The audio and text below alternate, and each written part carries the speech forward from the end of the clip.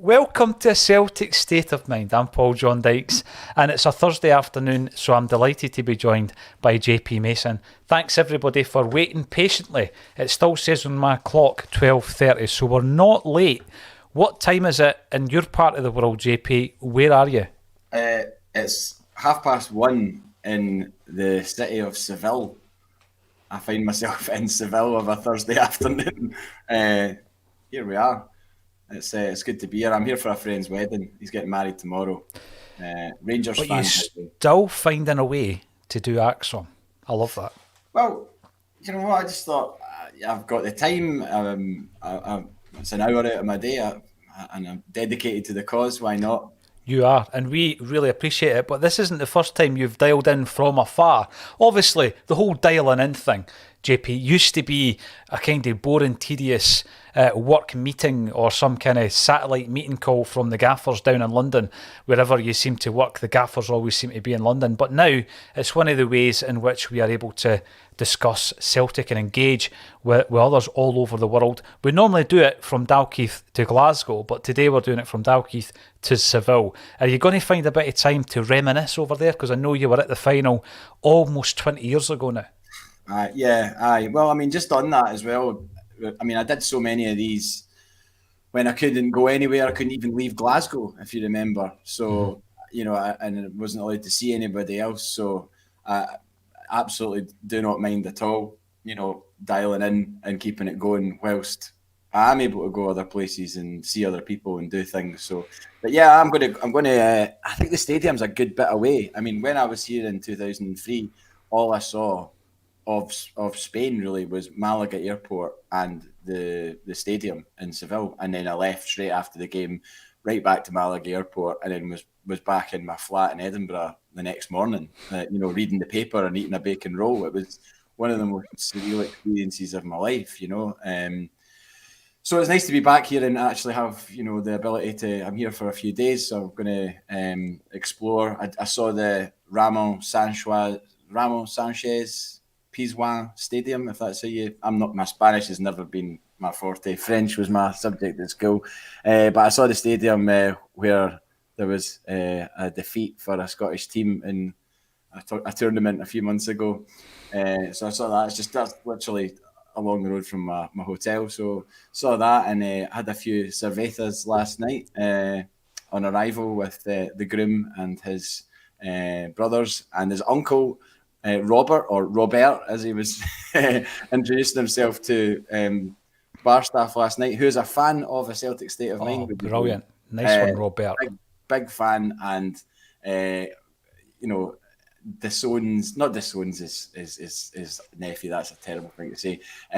He tolerates his nephew's footballing preference, which is obviously Rangers. Tough one. It is a tough one. 3 brothers, 1 Celtic fan, 2 Rangers fans. Figure that one out. It's a tough one. But Robert, I mean, that's interesting. I did read once that Manny claimed that Rennie, when he joined the Stone Roses, Rennie introduced himself as René.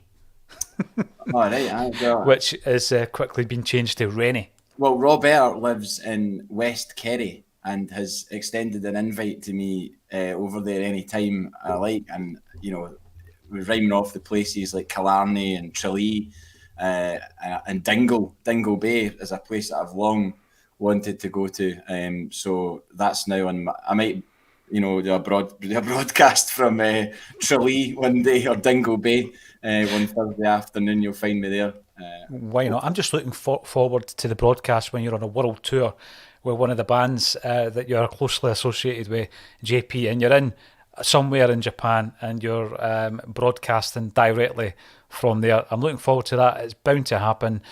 Before we move on to last night, we're talking about European travails. I've just got to say, right, A, you're drinking a soft drink, but B, that third kit, I don't think it's ever looked so good, mate. That looks tremendous.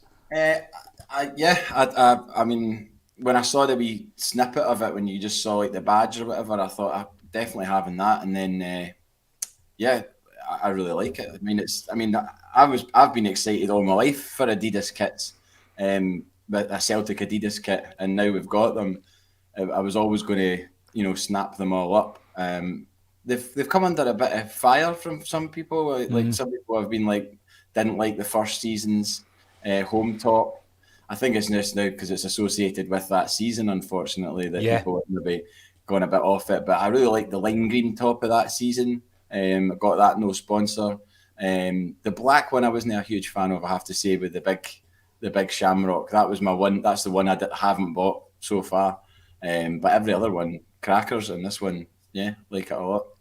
I've always wanted Celtic to go Adidas. I really loved the first 3 kits from season number 1, and actually the club were very, very helpful because their kits are really hard to come by because of the fact that jerseys weren't being swapped because of the COVID regulations, and jerseys just don't really exist in great numbers in the match-worn collection world, of which there are many Celtic collectors. But the club did give me access to all 9 Adidas jerseys for the forthcoming book, which I am delighted to say will be available next month. That is, here's my second Stone Roses reference, my own second coming. It's taken me 7 years to get this one. How do we this isn't been arranged in any way. I'm genuinely interested, but how do we get said book? It's available for pre-order, JB, but I'll definitely do a launch. I was always the reason I got into the whole speaking, I've done quite a few gigs, which I'll probably talk about at some stage today, was because I had to do my own launches for my previous books, and I quite enjoyed it, speaking to Celtic players on stage and stuff like that. So we will do a launch, probably at Celtic Park, and obviously those who are able to attend will be more than welcome to come along, and I'm pretty sure there'll be a few ex-players in amongst that as well. Now, JP came in. I watched the game last night, but I came in this morning and watched it again. I don't always get the chance to do that, but it's a different kind of view I think you get the following day when you're not so pent up with emotion as a Celtic fan watching your team. So you were going to talk about the game last night. Kevin Graham and Kevin McCluskey covered it on behalf of a Celtic State of Mind, and you had me in stitches before we came on because you were quite impressed with something that Kev Graham said after the game. Well, I was, and I'll get to that. However, I think I'd probably tell you where and how I watched the game. Sometimes you find yourself watching Celtic games in very odd situations, but to watch a Champions League away game on a train on your phone from Malaga to Seville is definitely up there with one of the weirdest. You and I both know how much that game meant to us as a football club last night, and when we scored the first goal, I absolutely lost it on a very quiet train. It was a weird scenario. I was just sitting with a few beers, and the woman next to me was kind of dozing off, and then the goal went in, and I was just like, yes, like gone mental. And the whole train was kind of like looking at me. A few smiles, a few kind of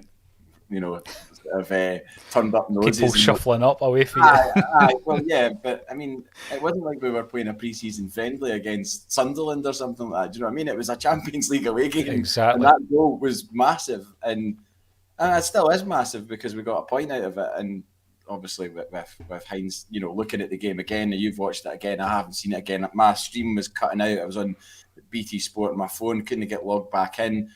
Resorted to an illegal stream at one point, which is mad considering I have a legitimate paid for it, yeah, for BT Sport app, and then couldn't get that, and then I ended up listening to the last 5 minutes on Sportsound because that's all I could get, and that was torture listening to it on Sportsound because it sounded like we were, pushing for a winner, and when you can't see what's going on and you're just getting the description on the radio, it was like being back in the 90s or something like that when you used to, when games weren't televised and you're listening to games on the radio, But Kev, I was listening to the post-match with Kev and Kev times 2 this morning, and Kev Graham's analogy, a Radiohead analogy, he said, so what was it he said? He said, so for me it's kind of like we're on their first album, We're like, we've just got we've Keeps our big hit single, and that's been winning the league last season, and now we're moving on to the bench, and we've got something like that on, and then Kev McCluskey was like, yeah, so we're in the studio, we're recording the Bends right now, and I was like, well, one, brilliant analogy, two, if we've got an OK computer in the works as well, then I'm more excited for that because, I mean, OK computer trumps every Game album. changer. Yeah, absolutely. So if we've got one of them in the wings, then amazing. So I didn't go full Kev Graham there. I could could have done. You did before we came live. Could take up a few notches, but no, I'll need to work on it. I love your impressions. Like, I mean, John Barnes is still a favourite of mine, but your Kev Graham is quality. I've got to say. I heard a lot after the game. I enjoyed watching it without taking the notes last night. I don't often get the chance to do that. And obviously I've rewatched it this morning. But I've seen a lot of the kind of comments coming through on the stream and on social media as well, which is a way that, you know, you can kind of gauge people's view of the game. And quite a lot of folk were saying that Jhinsons had been burnt last night quite a few times. So I was watching that with interest second time round today. And, you know, I don't really subscribe to that. What I would say is Modric is a phenomenal talent, first and foremost. He is going places. I mean, I know he's playing Champions League football, JP, but the guy looks really like such a prospect. But and he's obviously got pace to burn. And, of course, the goal highlighted that. And that is maybe what people are focusing on. But I was looking at the overall performances, Iranovic. I don't know what the stats are, but I'm sure in the coming days and weeks we will see things from the likes of Alan Morrison, who might back up this, or might, you know, it might fly in the face of what I'm about to say. But I actually thought that it was pretty evenly matched between Iranovic and Modric. And I think there was a bit of a debate last night about whether or not it was just a hopeful clearance or if it was a pass. I'm pretty sure he actually picked out the pass to Haksabanovic, which led to the goal. And there was a few occasions, obviously, where he was burnt for pace, the equalising goal being one of them. But I also thought that Iranovic equipped himself pretty well, and there was one occasion where he beat Modric for pace, and he made some pretty good progress, and then, you know, tried a cheeky back heel. What was your take on that? Because obviously Modric was the danger man last night for Shakhtar, but I thought Iranovic did okay. I certainly don't think there should be knives out for Iranovic because of a goal. Do you know what I mean? I mean, the guy's got lightning pace. He's strong. I think there was chat last night. I don't know if it was in the commentary or from somewhere else that they'd kicked out a 25 million or 26 million pound bid from Everton, or that was the figure that was being quoted, and they were like, no, we want double it. So if they're looking, I mean, that might be fanciful that they're wanting 50 million for a player, but I guess in this day and age, you know, when it comes to transfer fees, that's maybe, you know, the figure. If a guy's performing at Champions League level, did he not score twice last week as well against Leipzig? Leipzig, yeah. And his finish was good. It was better than the two Shved goals, which were kind of, you know, fortunate, I would say. I couldn't believe it when he nearly scored last night. I mean, if that had been given, oh my God. But no, I don't think Jhinsons is. I think we are obviously vulnerable to that kind of counter-attack. That's been pointed out many times. It was pointed out in the advance of the game last night in the studio. They were saying there was vulnerability there in the gaps, and that Modric was the type of guy that would exploit that, and he did just that. So I certainly don't think there could be any blame apportioned to somebody just being outdone for a good goal. It was a good goal. Yeah, it was. It was a good goal. It was a good goal, and yeah, we're not always going to. I think the key thing is, and one of the Kevs touched on this in the post match, was that the key thing was we didn't concede another one. I know we nearly did with the Shved chance, you know, which was deemed offside, and then I think they said the ball had gone over the line or whatever.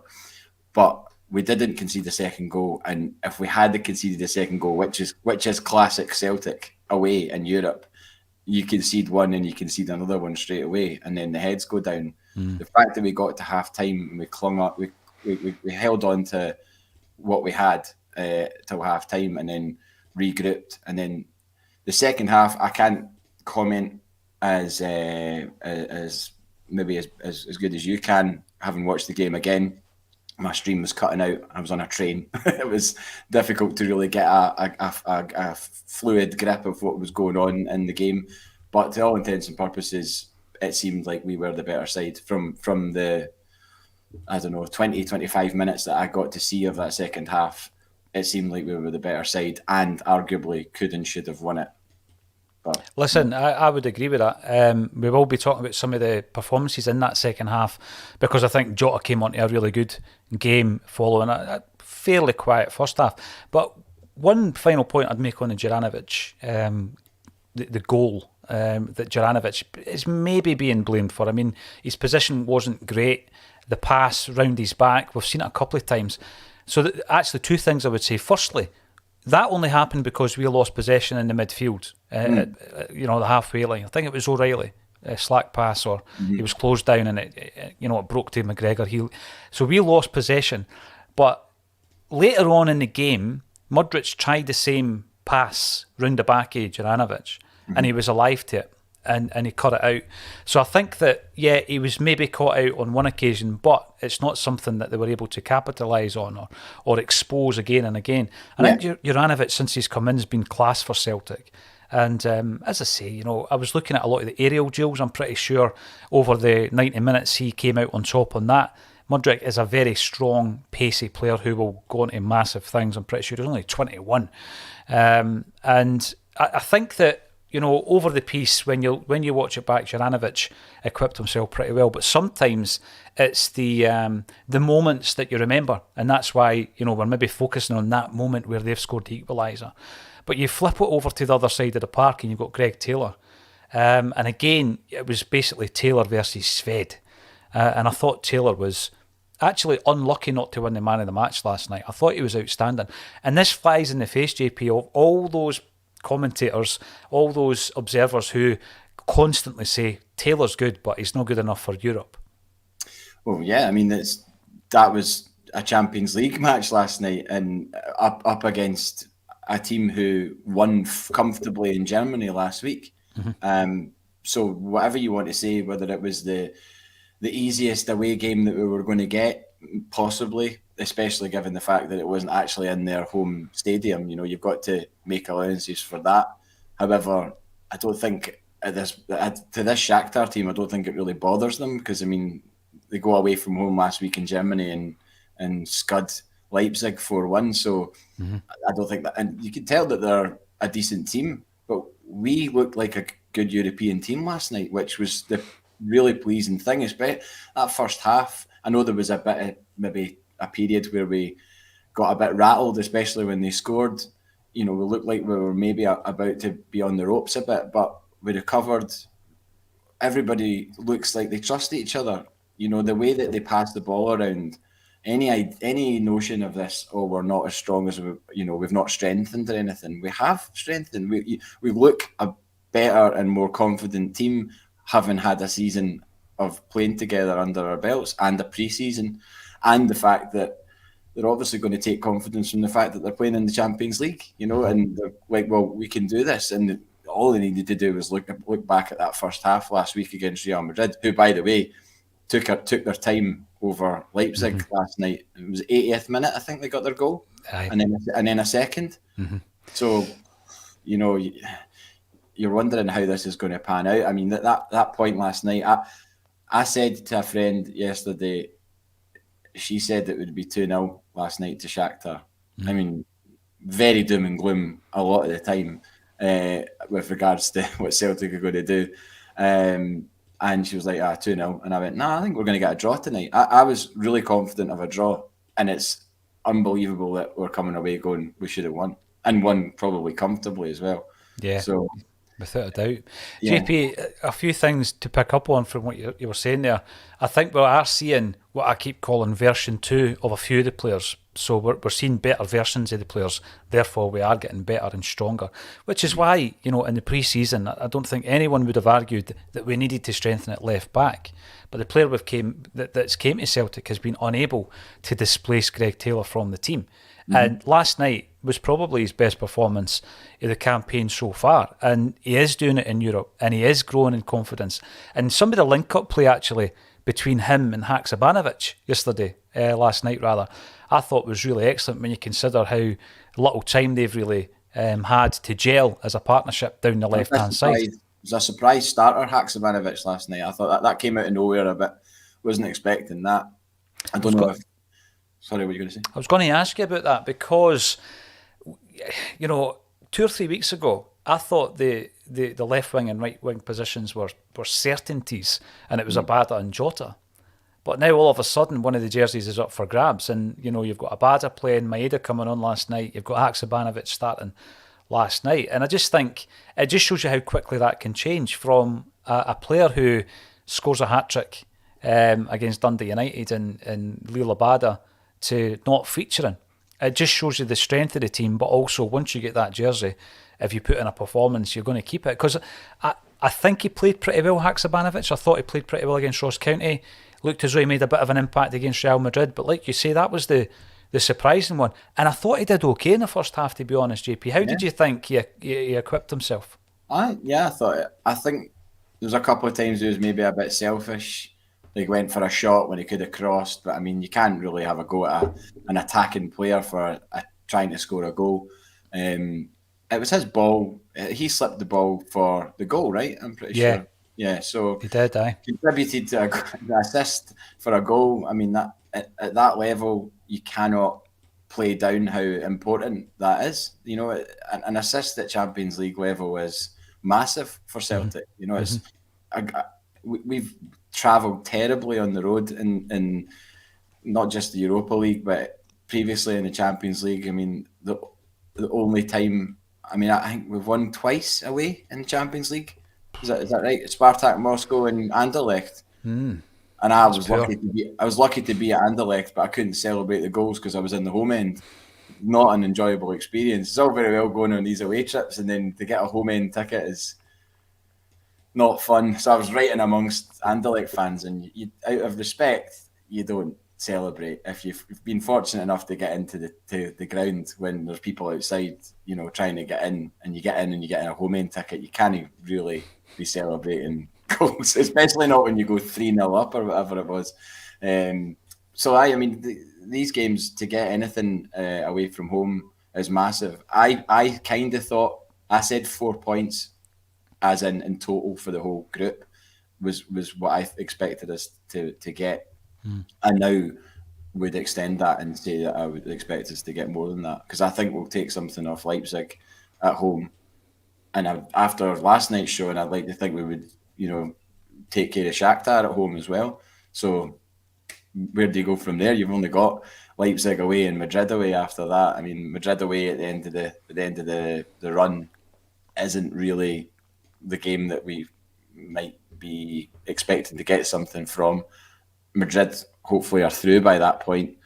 And maybe it does. Actually, maybe it does become the game that becomes crucial in the Madrid away game to actually potentially qualify, which would be absolutely insane if we were to qualify from this group. Yeah, I agree with that. I was looking yesterday before the Shakhtar game. I was looking at last season's Champions League groups and what you needed to get through and get out of a group. And I always remember the magical number 9 being a target. But even that, in many of the groups last season, wasn't good enough, JP. There was some really good performing second place sides. And I look at, maybe finishing third, of course, and my view is changing game to game. We're all kind of taking it for granted that nobody's taking a point or anything from Real Madrid. Like you say, they left it late last night. They didn't have things their own way at Celtic Park either.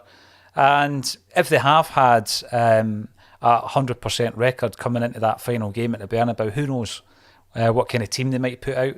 You just never know. I know a lot of the bigger sides might not subscribe to that way of approaching a Champions League game, but it depends what's happened domestically. They might rest some players, and you just never know. I mean, a second string Real Madrid team isn't a bad team, is it? I mean, exactly. Look at the bench that they had last week. It's not something that I would get overly cocky about if they were to put out a team that, say, Eden Hazard starts. Okay, not a bad backup. Yeah, not a bad backup. The final thing I was going to say about the whole Taylor and Shved duel last night was, you look at a player like Marian Shved, and had we not known of his past, you'd have probably thought, decent wee player, playing at that level, yet barely kicked a ball for Celtic. Does that come down just to attitude, JP? He was pretty young when he came along, didn't make an impact. The only reason I mention attitude is because there seemed to be issues when he left us as well, over in Belgium for Mechelen, wasn't there? Mm-hmm. Well, I mean, what I've heard, I guess, in the last week when people have been talking about him, I think I heard was a guy, a Ukrainian football expert, Andrew Toddy was his name, I think. He's of Ukrainian descent, and he's been on quite a few. He was on the Homeboys. I think the Homeboys were the first people to actually get in touch with him, and since then he's been on everything, including the Celtic, the official Celtic podcast as well. And he was, I think it was maybe him that was talking about Shved and saying that, everything outside of Ukraine hasn't worked for him. It hasn't worked. He hasn't had a successful time of it away from Ukraine, but every time he's gone back there, he's found form. And I think when you saw him score those goals last week against Leipzig, he ran straight over to the coach and jumped on the coach. So maybe he just needed someone of his own, nationality to put an arm around him and get the best out of him. Maybe, who was he under it? I mean, Brendan Rodgers didn't even know who he was. Because he had about 1 million winners at the time. I mean, that was at the time when everything was wrong in terms of our signing policy at that time. There were players coming in that were being bought as, I don't even know, projects. Was it throwing darts at a dartboard in the dark? One of these might come off. And when you've not got that harmony, as we saw, it doesn't work. There has to be an input from the manager into the signings that are coming to the club. Otherwise, it just feels all disjointed and kind of broken. And there's been a lot of that chat from elsewhere at the moment. A lot of the signs over there, there's chat that's what's going on there, and that doesn't work. We've seen it. We've got proof. We've got a list the length of your arm of players that you can go through to go, well, these guys were brought in and their profile, they weren't right. They weren't profiled correctly to come to Celtic at that time. So Shved falls under that category. So if you've not got the manager's buy-in from the very first kick of the ball for Shved at Celtic, he wasn't off to a good start because the key person that wanted and needed him at the club didn't want him or need him. So, See that there? There's 3 occasions that I'm aware of where the manager, because it's been spoken about by either the player or the manager, where the manager wasn't too fussed about a player being at a club, and that's one of them. So it came out in Brendan Rodgers' interview at the time, and maybe Shved was that player that was going to react to being wanted, like you say, arm round his shoulder, which he's obviously getting at the moment, and he's performing well. The other examples I can think of both came under Gordon Strachan. So there was the meeting with Roy Keane, and remember Roy Keane spoke about it in one of his books. Fine, just to annoy him. Aye. And he was like, no, I'm going to sign just prove you wrong, just because you don't think you need me. So it was quite obvious that it wasn't identified by Gordon Strachan. Another one which I always found pretty funny was Paddy McCourt, who turns up at training and Strachan didn't even know who he was. And Paddy was a completely different kind of guy, though, because he was so laid back that he just did his thing. And eventually, after getting a wee bit fitter in the reserve team as it was, he ended up playing for the first team and becoming a cult icon. But it does happen, and I just think it depends on the character. So Roy Keane, it rattled his cage. Paddy McCourt wasn't up nor down. Remember, Paddy McCourt was the guy that was sat on the bench in a 2-1 game against Barcelona. And when I asked him if he was dying to get on and share a pitch with these guys and share the occasion, he was like, nah, I'm just quite happy to sit and watch it. You know what I mean? One of the biggest results. Best for you in the house. But also wearing a Celtic tracksuit for real, man. I'm pretty happy just sitting on the bench. And obviously Shved was one of the guys that reacted completely differently. But it is interesting to see. But I thought Taylor done really, really well last night. I'm going to move on to a couple of these comments coming through. I'm sorry that I haven't managed to bring you up yet. Celtic follower on YouTube. Afternoon all, was impressed with Acsom last night. We need to practice on our finishing though. I heard the word clinical being used. It must have been trending on Twitter last night. Donny Boy, welcome back. Afternoon folks, not too downbeat today after what should have been 3 points instead of just 1. I think that's the overriding feeling amongst the kind of Celtic fans that I've seen commenting online and on this particular stream. We've also got Paddy coming back in. A big Ardoyne afternoon to all. Hopefully you are well over in Ardoyne as well. Paul Andrew Martin, I'll be pleased with another draw next week. I think it's in a fortnight. Then we'll still have Leipzig and Shakhtar in Glasgow. You're kind of counting on home wins, JP, but Ange knows how to get a performance away from home in Europe. He had some cracking performances last season as well. Yeah, I mean, we all were... The narrative of last season's European campaign was one of disappointment.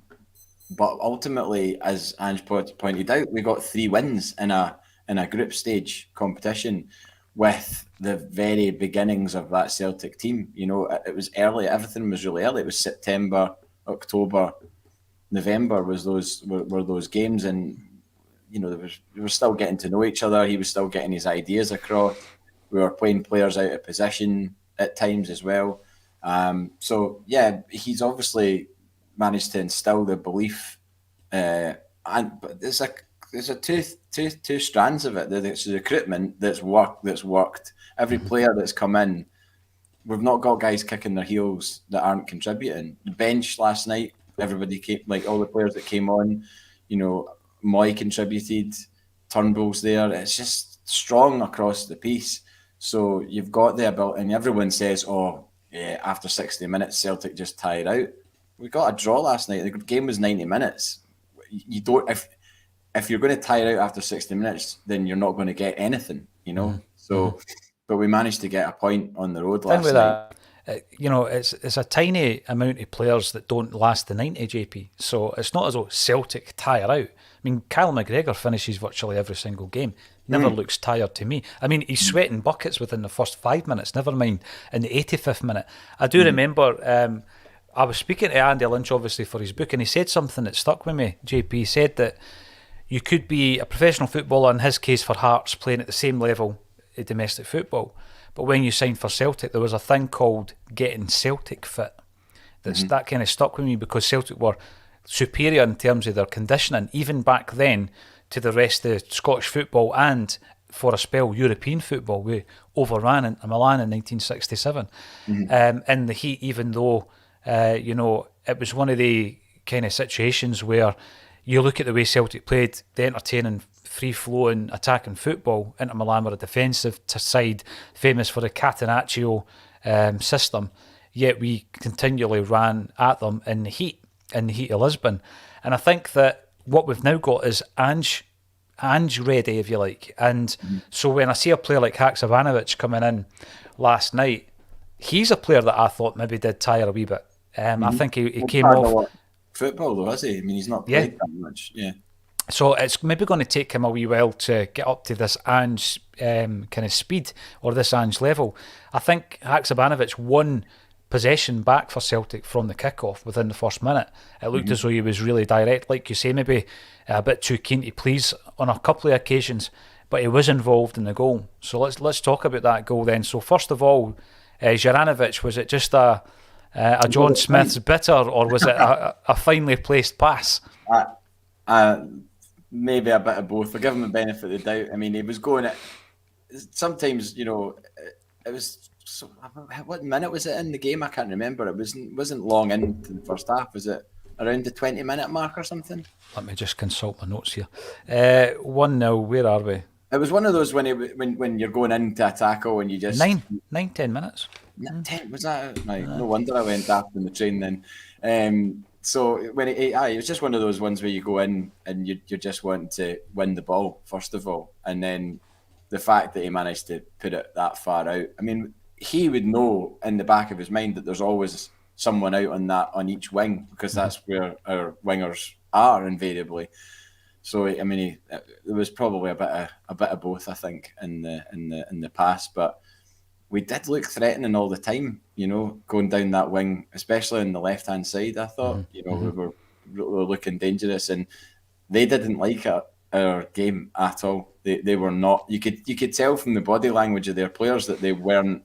And the way that they celebrated their equaliser showed that, you know, they knew that was a big goal for them to get back into it because of how much we'd been battering them, which is such a strange thing to say. You know, it's almost alien to me to be talking about this in this way. You know, to think that we were really giving them a doing in an away game in the Champions League. It's not normal. It's not something that you take for granted, because it's, like I said, it's not normal.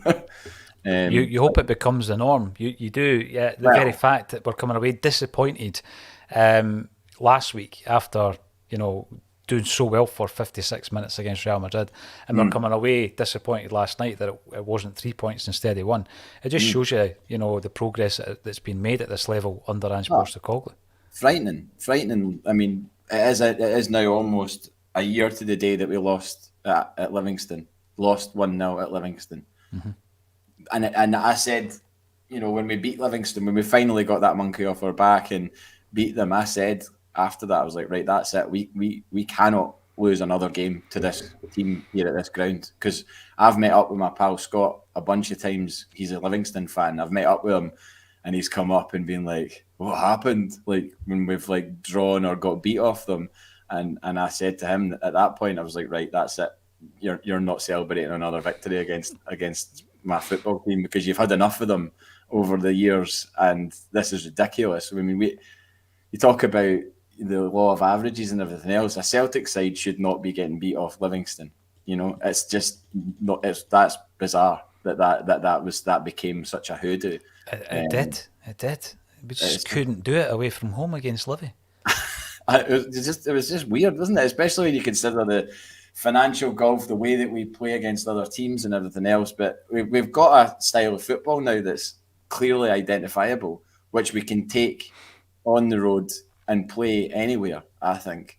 You know, it was proven last night. It was proven last night against a Champions League team who have already got 3 points, who already had 3 points on the board in our group, which is to be respected. Whatever you want to say about Leipzig or whatever's going on there that obviously cost the manager his job and everything else, they're still a Champions League team. Whether they've got problems or not, those problems aren't recorded in the history books. What is recorded is the 3 points that they got. And we had to take the emotion out of the occasion last night. It was obviously a weird situation for them, and it's really horrible that they've not played a home game for 8 years. Because of 2014, that's what John was saying yesterday. Yeah, because of the turmoil and war in their region. I mean, I can't imagine that. Like, imagine not getting to Celtic. It was bad enough not getting to Celtic Park for one season during COVID, but to go eight years without playing a game at your home ground. I mean, I know there's bigger things in football to worry about, but I'm just thinking about the football team because that's what we're talking about. And you know they've got those issues to contend with, but we had to take the emotion out of the occasion last night and go there and try and get the 3 points, and we very nearly did. Yeah, a very nomadic side, due to things out with their control, certainly. And we've got Beach Boys coming in, who that yellow and grey is a superb mix, says Beach Boys. So obviously a big fan of the jersey. Paddy Lavery, you're leading me into promoting Acsom Live, which is happening in January. It's the 20th of January. It's in Gracie's in Glasgow. It'll be a nice, I was going to say intimate, probably an intimate venue where you can meet people who you see on the screen on a regular basis. But we will also have a special guest, JP, as yet unannounced special guest.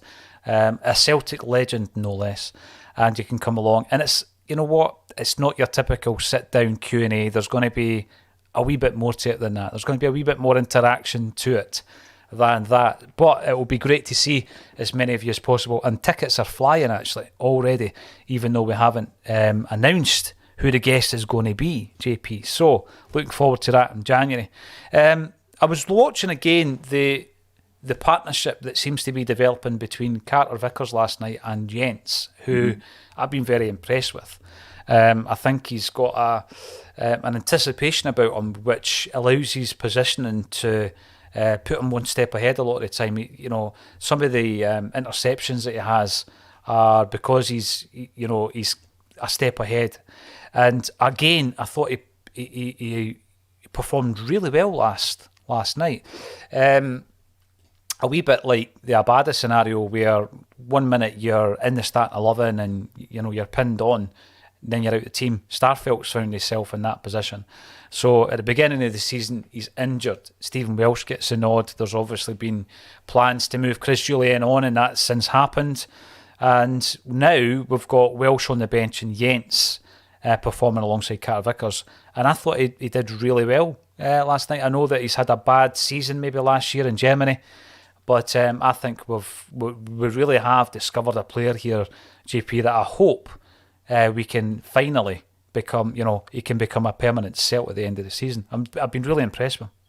Yeah, and I'm pretty sure you mentioned it last week that he did really well against Madrid, which he did. You think that is a hell of a jump in terms of levels for him. He's got no real experience playing at that level, as did few of our team, I suppose. You can't really say that there was many that would have come up against a team as good as Real Madrid before.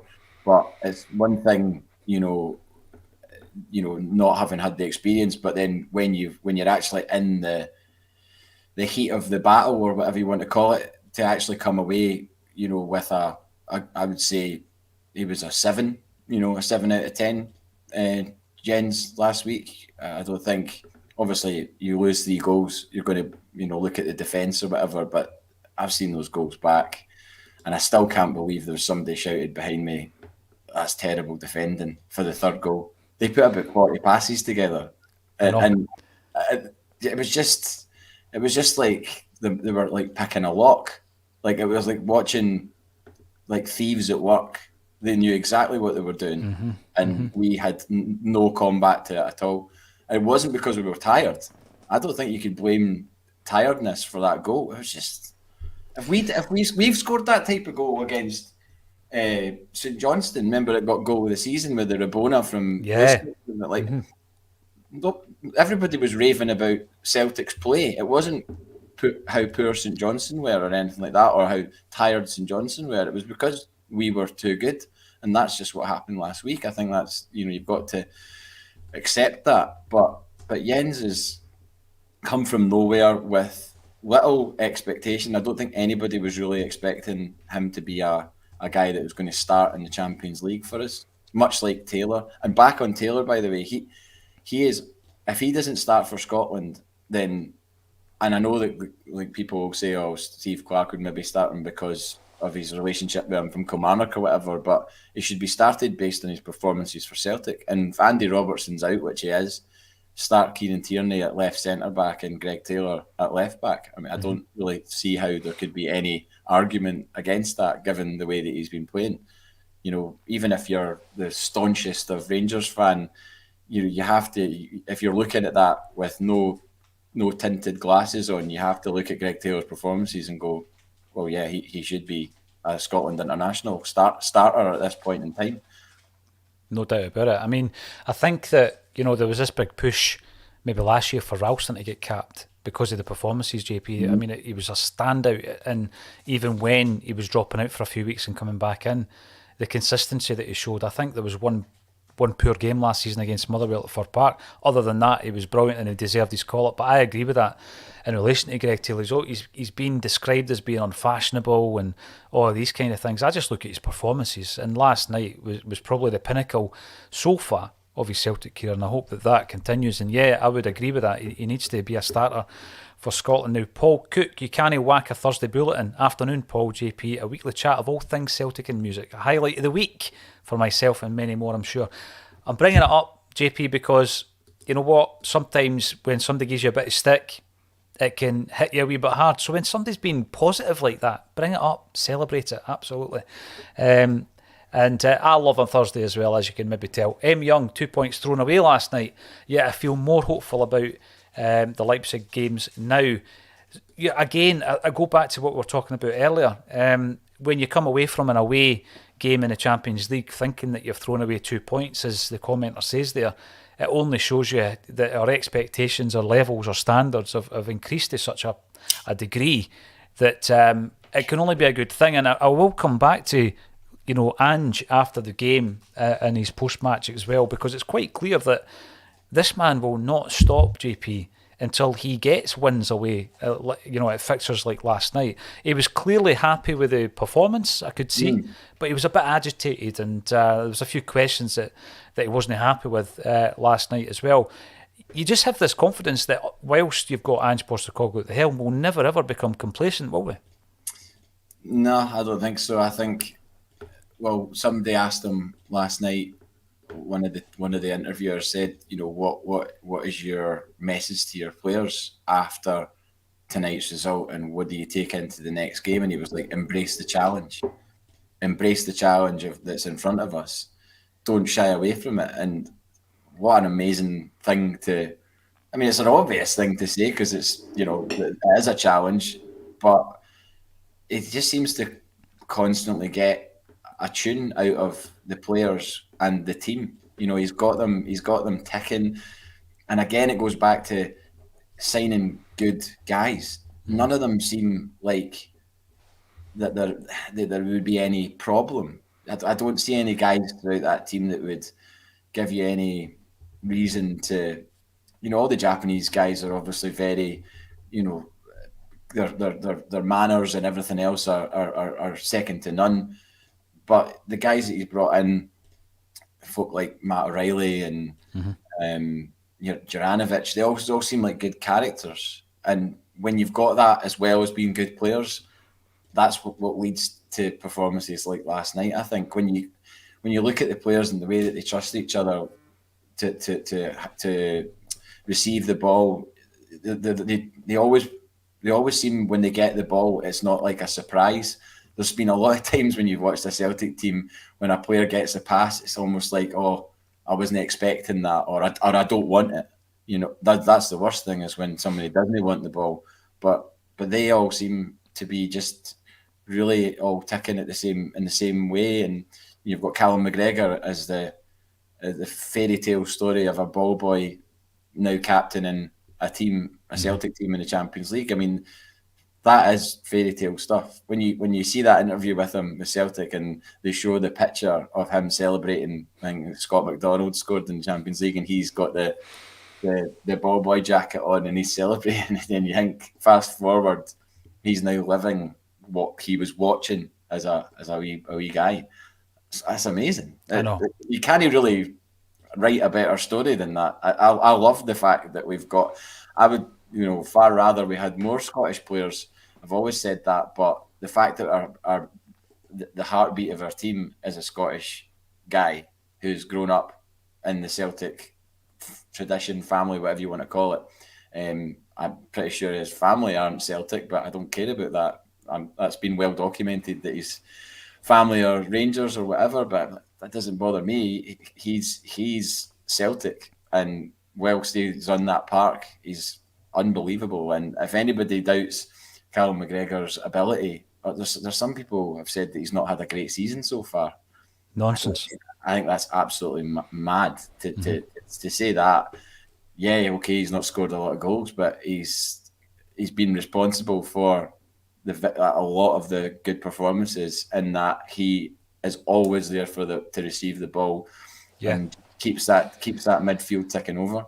He does. He's the glue that binds it all together, isn't he? And I think that that story really resonates with fans like you and I, because we've stood there and celebrated, and to see him progressing the way that he has. I always point out last season, for virtually the whole season, he was unfit.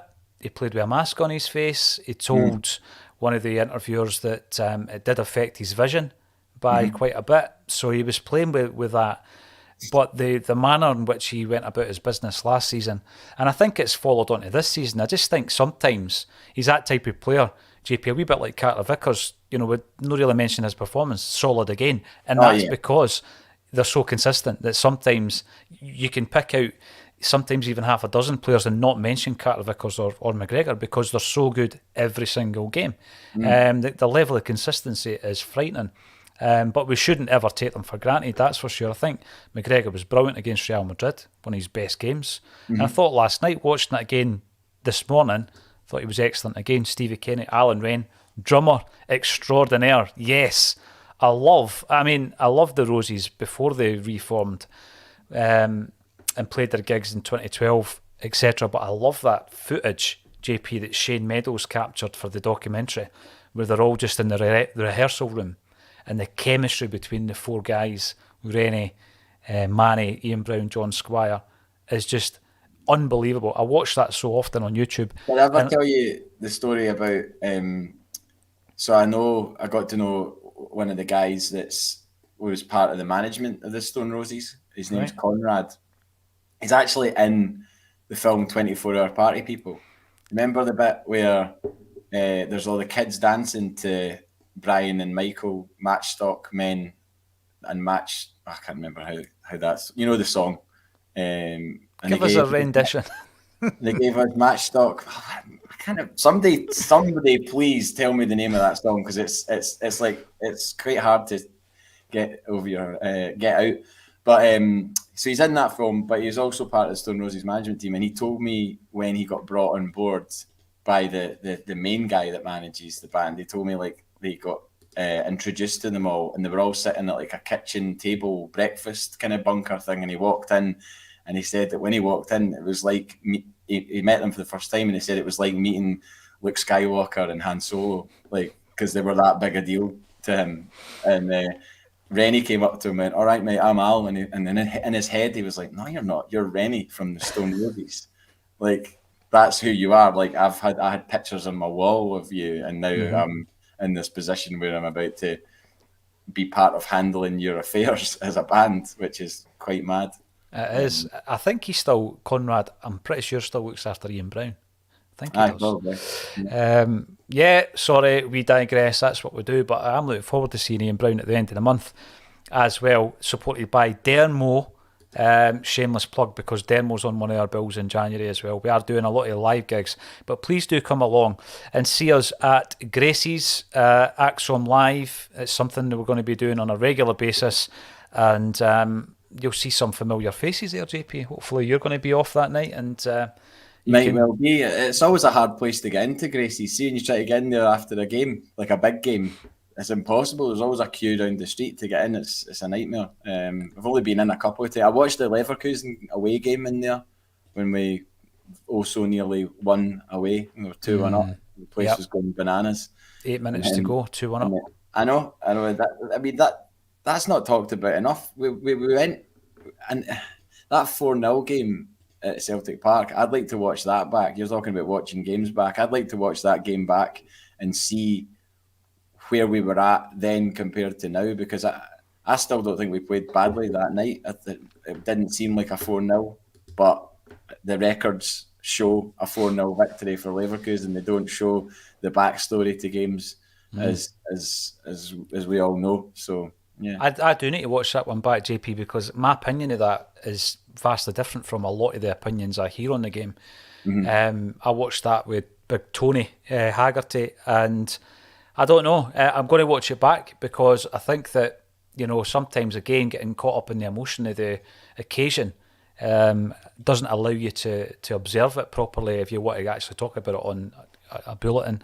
So I will definitely be watching it back, but I do remember that individual errors killed us that night, and there was a penalty that was very, very harsh on Carter Vickers, who was going to ground and he was facing away and the ball hits his arm and they get a penalty. So yeah, I probably will look back on that, and there'll be certain elements of the game that Ange has certainly ironed out. I'm going to bring this up before we talk about Jota, the DJ of choice, who's a long-time contributor on YouTube. If you haven't already done so, make sure you subscribe on the channel. We are growing, almost up at 20,000. We're going to have to do something when we hit the 20,000 mark. Moy hasn't convinced me yet, says the DJ of choice. I think he's a passenger. Well, again, it just shows how different views from different people watching the games. I was a big supporter of us signing him. I thought it was a pretty shrewd move bringing him in. I actually thought last night he played a couple of passes, JP, that were outstanding, particularly the one at the very death. And so I would likely disagree with that. I think that he's done well. I don't know if he's going to be a starter for Ange, particularly when you look at the strength of that midfield, but I think there is a part for him to play, and he showed that last night. Well, I can't comment too much about him last night. I didn't see enough of that game last night because of my obvious problems on a train. But excuse me, from what I've seen of him so far, I certainly don't think that he'd be somebody that I would be disappointed that he's at the football club, because it looks like he's a very, very confident and assured player to come in and play that position. And I wouldn't be surprised if he gets a start on Sunday against St Mirren, because you need to keep it. You need to keep. I mean, that would have taken a lot out of the players last night. I mean, it takes a lot out of me and you and everybody else as a fan watching the game. Like, think of the mental toughness that you need to concentrate, and you're up against. I mean, like that Modric guy. One mistake and it's a goal. So your concentration levels have to be absolutely sharp as anything. And so I think you definitely need to keep it fresh. And I wouldn't be surprised if Moy started on Sunday for that very reason. And I mean, the commenter there just said, DJ of Choice said that, he's not convinced by Moy. I mean, even if Moy's only brought in to start in games like Sunday's a massive game for us. Mm-hmm. We have to win that game. If Moy plays a game on Sunday and gets a 7 or an 8 out of 10, that's a success. Like, what? I don't know what more you want. I think he's just an unfashionable signing. It's a classic Celtic unfashionable signing. But if everybody has faith in the manager, then have faith in the players that he's signed, because this isn't a player that's come in against the manager's wishes. He wanted Aaron Moy, definitely. I mean, there's no doubt about it.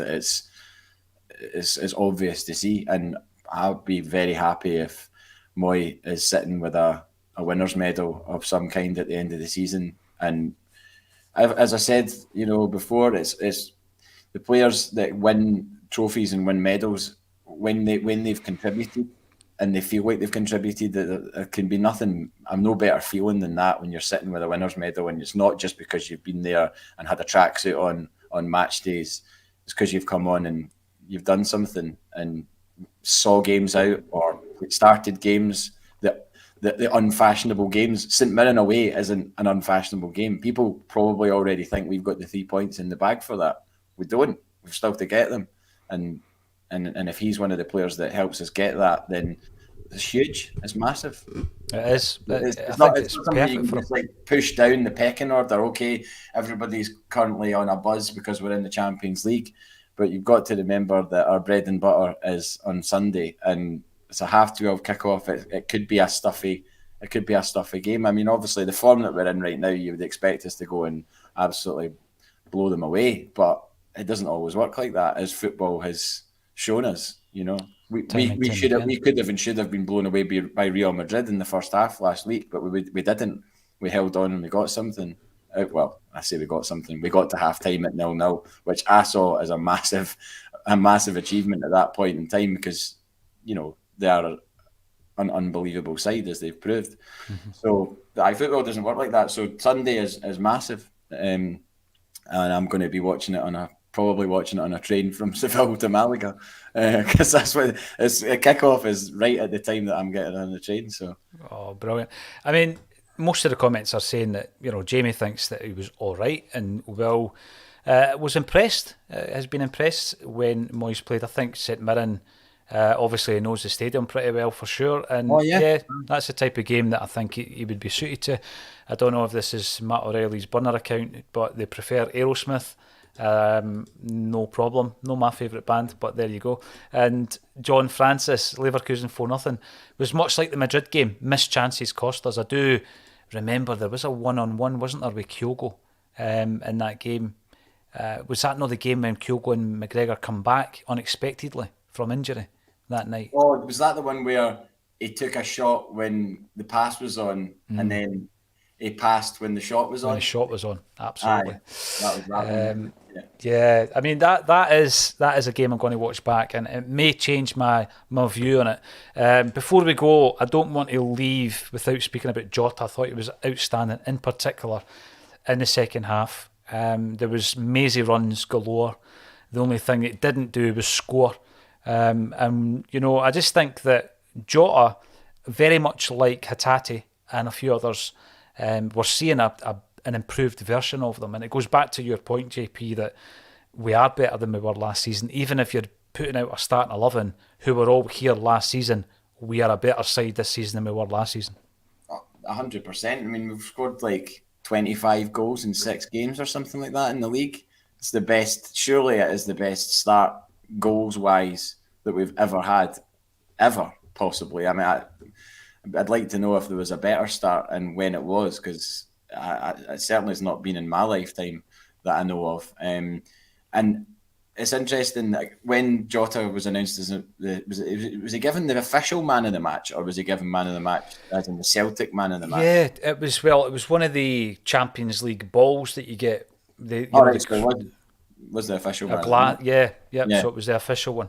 Because when I saw him getting announced, obviously with my broken viewing of the second half, I didn't really see, I couldn't confidently say, oh yeah, Jota was man of the match. But I could tell at half time, and I could tell in the first half, that he was annoyed with himself at some of the things that was the things he was trying weren't really happening for him in the first half. Mm-hmm. There was just touches here and there. You could see him looking up at the sky a few times as if to say, I can do better. So he obviously rallied himself at half time and did better in the second half. But, we all know the skill and talent that guy has. And that he's going to do something at this level, Champions League level. I mean, he's going to do something special. It's in the post that he will do something outrageous at this level, because people might doubt that, and outside the Celtic, people might doubt that, but we see him every week, and we've seen what he can do out of nothing. He can do something against a Leipzig or a Shakhtar, I think. And at home as well, we've got 2 home games to come. I can't wait for them. I told my boss, I was like, you can put me on any gig in October, but I'm not working any night that we're playing in the Champions League. So I'm looking forward to them. You've been putting in the hours, JP, so I'm sure you'll be fine. But I think that is also something. The gigs, it's mental.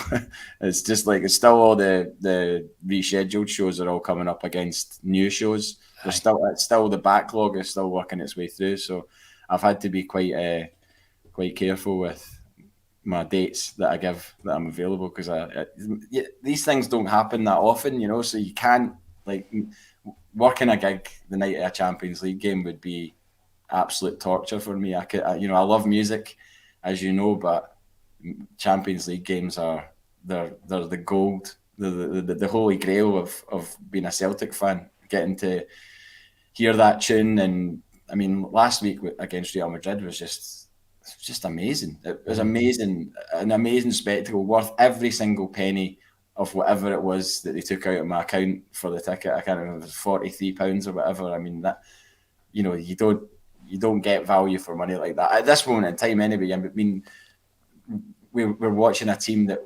we're going into games thinking we can do something. We went into that game last week thinking there was people who were genuinely believing that we could beat Real Madrid.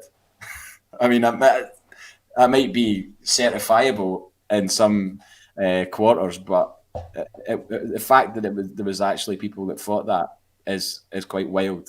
That we're living in a time when that's some people's thought processes, and it's not that crazy.